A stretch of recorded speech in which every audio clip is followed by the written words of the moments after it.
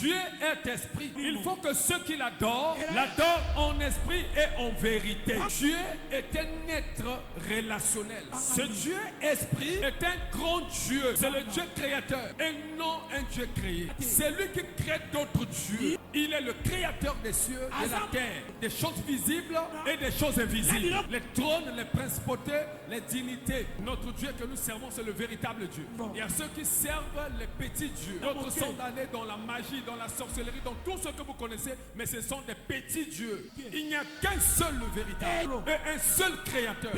Job, le chapitre 12, verset 10. L'Éternel tient dans sa main l'âme de tous ceux qui vivent. C'est-à-dire que ton âme, mon âme, se retrouve dans la main de Dieu. Dans le mystère de la respiration. Toute respiration est contrôlée par Dieu. Ecclésiaste 8, verset 8.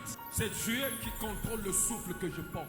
S'il décide de prendre mon souffle, peu importe mon onction, je ne résisterai pas. S'il décide de me prendre, quelles que soient les églises que je peux bâtir, les églises ne pourront pas me retenir. Le souffle, c'est entre sa main. La Bible ne dit pas ses mains, mais sa main. Dans le monde entier, il tient le souffle du monde dans sa main seule. Donc c'est lui qui décide. On ne joue pas avec Dieu. Il a le dernier mot sur ta vie. Je suis étonné lorsque je viens à l'église, je vois des chrétiens qui n'arrivent même pas à l'acclamer. Il y a des chrétiens qui font des fantaisies devant Dieu. Des chrétiens qui sont gonflés devant Dieu. Mais ma Bible me dit que le souffle se trouve dans sa main. Aujourd'hui, il peut décider, quelle que soit ta beauté, il peut dire, je relâche ton souffle. Tu meurs. Il ne faut jamais faire des fantaisies. Lorsque vous venez là, l'orgueil là, il faut laisser ça à la maison. Les caprices là, vos titres, abandonnez les titres à la maison. Les diplômes, ça le colle à la famille. À l'église, il n'y a pas question de diplôme.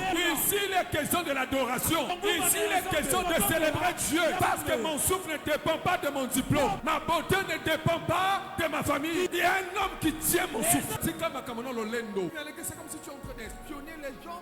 C'est comme si tu es en train tu es en colère avec quelqu'un. Si tu as des problèmes dans ta famille, va le régler dans ta famille. Ici, nous nous préparons pour l'enlèvement. Et nous venons avec un cœur ouvert. Nous, le problème, c'est que nous venons devant le grand roi. Peu importe les humeurs, on regarde à Dieu. Parce que c'est lui qui a le dernier mot. Tu n'es pas maître de ton souffle. Parce que ton souffle appartient à Dieu. Va à la réanimation.